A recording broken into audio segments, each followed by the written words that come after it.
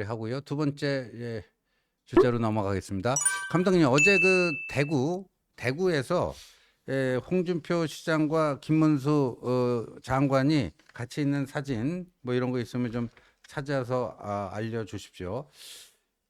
이 어제가 뭐냐면 그 대구에 그 4.19 있었던 해 1960년 4.19 3.15 부정선거 이후에 뭐 이런 건데 2.28 그 운동이라는 게 있었어요. 그럼요. 네, 2.28 알죠. 민주화운동. 그때 네. 이제 경북고등학교를 비롯해서 대구 시내 8개 고등학교의 고등학생들이 근데 그 당시에 이제 자유당 정권의 여러 가지 폭거에 저항하면서 뭐 하는 그런 시위였는데 그 어제가 이제 그 기념식이 있었어요. 기념식이 있고 이건 국가보훈부 주최로 네. 열렸는데 근데 뭐 홍준표야 대구시장이니까 대구에서 열리는 행사니까 네. 뭐 당연히 참석해야 되는 건데 김문수 장관은 꼭 참석해야 될 뭐 의무가 없거든요. 그렇죠. 노동부 장관이니까. 노동부 장관인데 이게 뭐 국가보훈부 그 사안인데 근데 굳이 중앙부처 장관 중에는요 아무도 안 갔는데 김문수만 저길 갔어요. 아, 그래요? 김문수만 228 저길 간 거예요. 그 또 행사 때 찍은 사진도 있으니까 그것도 228 뭐 근데 거길 가서 저렇게 얘기하면서 저 둘이서 어제 찍은 사진이에요? 저거는 그 행사가 끝나고 어. 둘이서 저렇게 앉아서 뭐 차 한잔 하면서 기자들이 또 앞에 있어요. 네. 이게 일문일답을 하는 거예요. 아, 그래요? 근데 예. 일문일답을 하는데 어. 참 저 재밌는 게 아니 이제 그러니까 서로에 대해서 평을 해야 되잖아요. 둘이 예. 나란히 예. 투샷 되니까. 으흠. 그러니까 이제 김문수와 홍준표는 1996년인가요? 그때 이제 15대 국회 때 YS 신한국당 때 네. 그때 이제 그 같이 배지를 달았어요. 96년 선거였죠. 1996년. 네, 제가 김문수는 그때 부천 소서였고 맞아요. 네. 홍준표는 서울 송파. 송파에서 제가 신한국당 출입하고 있을 때인데요. 그때 기자로. 음. 그때 두 분이 모두 당선됐었어요. 맞아요. 네, 기억이 납니다. 그래갖고 입사 동기입니다. 네. 입사 동기인데 이제 나이는 김문수가 3살 많아서 1951년생이고 홍준표는 1954년생이고 근데 그 의원회관은 방이 바로 또 옆이었어요. 바로 옆이었고 상임위도 환경노동위원회로 상임위도 같았어요. 예. 그래갖고 둘이 굉장히 친합니다. 무슨 저 그룹 활동도 같은 그룹으로 많이 하고 호영호재하고 그런 사이인데 근데 이제 김문수는 홍준표에 대해서 자기는 2016년에 대구에서 총선 나가 떨어졌는데 우리 홍준표 시장은 대구에서 뭐 국회의원도 하고 이렇게 훌륭한 시장을 하고 있다 덕담을 해줬고 홍준표에게 김문수 장관이 만약에 조기 대선에 참여하는 거에 대해서는 어떻게 생각하십니까? 그랬더니 홍준표가 뭐라고 답을 했는지 아십니까? 몰라요. 뭐라고 했어요? 쌍수를 들어 환영한다. 조기 대선에? 김문수가 조기 대선 출마에 그러니까 당 경선 오케이. 당 경선부터 해야 되잖아요. 그럼 자기 경쟁자가 되자. 그걸 쌍수로 들어 환영한다. 김문수의 그 조기 대선 당내 경선 참여를 쌍수를 들어 환영을 한다. 그럼 그렇게 얘기하지 뭐라고 그랬어요? 그런데 나 겁나 그럴. 근데 거기까지 이제 더 뭐 의례적으로 얘기해. 그 다음 얘기가 재밌어요. 네. 그 다음 얘기 왜 자기가 쌍수를 들어 환영하는지 이유를 대는데 최고령 꼰대라고 하는 딱지에서 자유로워질 수가 있고. 자기가. 김문수가 최고령이니까. 자기가 그 얘기를 직접 했단 말이에요? 직접 했어요. 어제 기자들 앞에서? 네, 기자한테. 최고령 꼰대 타이틀을 김문수한테 넘기고 자기는 자유로워질 수 있고. 두 번째는 김문수가 강경보수이기 때문에 자기가 중도 보수로 자기 자리매김될 수 있는 오히려 김문수의 조기 대선 참전은 자기에게는 기회 요인이다. 이런 식으로 얘기를 한 거예요. 얼마나 재밌어요 이게? 재미보다는 저는 인간에 대한 예의라는 걸 좀 생각하게 돼요.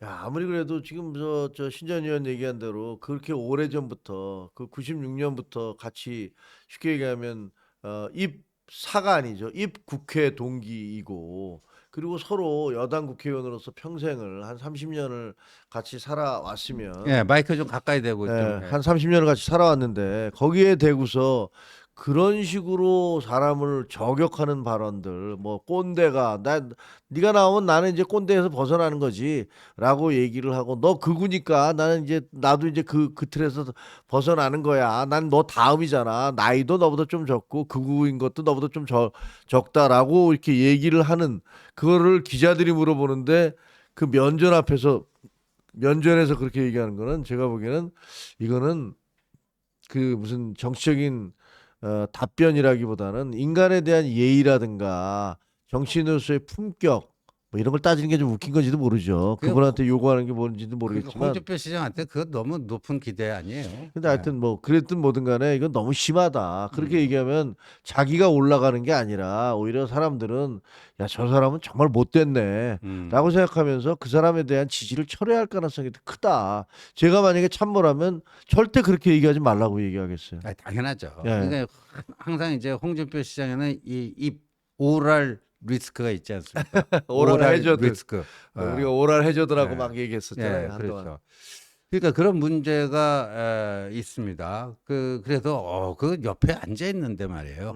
최고령 꼰대는 김문수고, 김문수는 강경 보수고, 내가 오히려 중도 보수가 될 수 있다는데 그게 택도 없는 소리가. 아니, 그 둘만 나오면은 이제 김문수가 본인보다 더 오른쪽이니까 강경 보수고 자기가 뭐 중도 보수라 했지만, 홍준표가 중도 보수라 그러면 사람들이 그걸 믿어요? 네? 누가 아니야. 믿겠습니까? 아니 그거 거꾸로 한동훈이 나는 강경 보수예요 하는 거 하고 똑같은 그것도 거거든요. 말도 안 되는 소리고. 그것도 말이 안 되는 거고. 홍준표가 자기가 중도 보수 언제 아니 지금 김문수 다음으로 이제 윤 대통령 감싸고 뭐 한동훈 대표 틈만 나면 뭐 공격하고 하는데 참 그렇습니다. 근데 이런 좀 신경전이 있었고, 근데 제가 봤을 때는 두 사람 다 고향이 대구예요. 대구에서 그렇죠. 고등학교 그러니까 나왔어요. 대구로 다 달려간 거잖아요. 그렇죠. 대구에 달려가서 뭐 구애를 하는 건데, 근데 제가 한 가지 좀 재밌는 현상이 뭐냐면, 그 한동훈 대표의 책 국민이 먼저입니다가 나왔잖아요. 그래서 지금 뭐 베스트셀러로 뭐 다 아시다시피 교보 전체에서 전체 1등, 모든 서점에서 다 1등 하고 있습니다. 근데 지금 이제 오프라인에서도 판매를 하고 있는데, 죄송하게도 이게 워낙 그 주문이 밀리다 보니까 오프라인에서 제대로 일반 서점에는 가지도 못해요. 뭐 부산에는 지금 이제 오늘쯤 뭐 도착한다, 뭐 어저께 밤에 도착했다, 뭐 여러분 주장하시는 분들이 여러 가지가 있던데, 그런데 보면은 글쎄 그 한동훈 대표의 책은 뭐 그 작은 거 그런 것들을 통해서도 이렇게 막 그 붐을 일으키고 있잖아요. 근데 그 붐 중에서 대구에서 판매가 어떻게 되는지 참 궁금하잖아요. 대구. 네, 대구에서. 좀 뭐 정보 들어온 게 있습니까? 그럼요. 네. 왜냐면 우리는 이제 출판사를 통해서 음. 어디서 책이 어떻게 나가고 글쎄. 있느냐를 이제 듣고 있는데, 놀랍게도 엊그젠가 얘기 저한테 보고 오는데 부산보다 대구가 더 잘 나가고 있습니다. 판매 부스가. 판매가. 어. 그런 얘기를 하더라고요. 그래서 정말 깜짝 놀랐어요. 깜짝 놀란 게, 아니 대구에서는 지금 한동훈 대표에 대해서는 상당한 거부감이 있는 거 아닌가? 왜냐하면 그쪽에서 뭐 그 강성 친윤이라는 분들이 하도 있는 소리 없는 소리, 진짜 뉴스 가짜 뉴스, 뭐 진짜 뉴스는 거의 없고 가짜 뉴스로 도배된 그런 마타도와 유언비어가 횡행하고 있기 때문에, 야, 이게 대구에서는 좀 힘든 거 아니야라고 했는데, 대구에서 부산 보다 더 많이 나가거나 그에 못지않게 나가고 있다는 거예요. 근데 그런 거 보면 야, 지금 이제 민심이 조금씩 달라지고 있구나, 바뀌고 있구나. 그럼요. 뭐 이런 생각을 이렇게 하게 됩니다. 저도 뭐 개인적으로 그 TK가 고향인 저희 당의 그 원로분들 이런 분들 중에서 뭐 개인적으로 좀 연락해 오세요. 한동훈이 제일 낫더라. 한동훈 내가 하여간 뭐 내놓고 도울 수는 없지만 그래도 주변에 잘 얘기하고 이렇게 돕겠다. 그런 TK 원로분들이 꽤 있습니다. 근데 대구 쪽에 있는 분들 얘기 들으면 이런 얘기 하시더라고요. 그러니까 야, 한동훈이가 제일 깨끗하고 제일 똑똑하고 이재명과 붙었을 때 이길 수 있는 유일한 후보라는 걸 알아. 근데 좀 명분을 줘. 명분을. 이런 얘기를 하더라고요. 그렇죠. 왜냐하면 그동안 우리는 윤석열을 이렇게 밀었는데, 그리고 이렇게까지 막 밀고 나와서 태극기 들고 했는데, 그게 꼭 윤석열 때문이 아니라 이재명이 미워서였다는 건 너도 알지 않냐. 그러면 우리한테 뭔가 아, 오케이, 이건 됐고 그다음에 이제 한동훈으로 가야 된다라고 얘기할 수 있는 명분을 우리한테 좀 줘. 이런 얘기를 하더라고요. 저는 굉장히 설득력 있게 들었어요. 네, 굉장히 중요한 예, 포인트라고 예, 생각하고 예. 그게 요번에 이제 그 3년 임기 네. 희생 뭐 그런 게 이제 일종의 또 하나의 명분이 될 수도 있겠다라는 생각을 해보고요. 네. 근데 어제 김문수 장관이요 기자들과 그 일문일답을 하는데 조기 대선 가능성에 대해서는 대통령 그 탄핵이 기각돼서 빨리 직무에 복귀돼야 되는데 조기 대선 얘기해서는 안 된다. 그런데 참 재밌는 게 근데 맨 마지막에 뭘 붙인지 아세요? 몰라요. 윤석열 대통령이 대통령 출마 선언을 한 곳이 이곳 2.28 운동 기념탑이었다. 그런 얘기를 했어요. 김문수 장관. 그 네. 김문수 장관은 이제 사실은 엄밀하게 얘기하면 더 가까우신 분은 뭐 전광훈 목사님하고 더 가깝잖아요. 뭐 그렇죠. 그렇게 네. 막 알려져 있잖아요. 근데 그러다가 난데없이 벼락 출세 뭐 하듯이 뭐 돈벼락 맞는다고 얘기하듯이 갑작스럽게 이 탄핵 사태에서 이재명 대표와 민주당이 극악스러운 행동을 하니까 거기에 대한 반사작용이 야 이거 무슨 이렇게 해서 윤석열 뭐 하는 건 너무 심하잖아 이런 생각이 들어 그런 식으로 몰려갔고 그다음에 윤석열과 제일 가까운 게 누구냐 아 그건 결국 김문수인가? 라면서 이제 김문수 장관에 대한 지지가 올라가기 시작한 거잖아요. 뭘 행동을 해서 올라간 게 아니잖아요. 그렇죠. 예. 어떤 뭐 자기 주장을 하거나 메시지를 내거나 어떤 행동을 해서 정책을 내서 올라간 게 아니고 그냥 감나무 밑에 가만히 있었는데 입 벌리고 있었는데 갑자기 감이 떨어지는 바람에 이게 뭐지? 이렇게 된 게 아닌가 싶어요. 그래서 저는 그거 별로 오래 간다고 생각하지 못합니다. 그렇게 생각 안 합니다. 그리고 결과적으로는 대구에 있는 분들도 이재명과 맞서 싸웠을 때 누가 가장 경쟁력이 있느냐를 생각할 수밖에 없는데 그렇다면 뭐 제가 보기에는 가장 젊고 이재명 대표보다 더 나이 젊은 사람은 한동훈 대표밖에 없잖아요. 그리고 또 그동안에 여러 가지 정책이라든가 품격이라든가 깨끗함이라든가 이런 걸 다 따져봐도 결국은 한동훈 대표로 갈 가능성이 매우 크다라고 생각이 들고요. 대구를 놓고 두 분이 그 홍준표, 김문수 두 분이 아까 사진 보니까 웃고 있던데 아마 속은 아마 둘이서 그냥 구밀복검이라고 그러죠. 왜? 입에 꿀을 바르고 속에는 칼을 품고 있다라는 구밀복검이라는 네. 뭐 사자성어처럼 저 두 분들이 아마 저렇게 웃고 있지만 속으로는 너 그럼요. 때문에 내가 지금 안 되고 있어. 너만 없으면 내가 지금 말이야.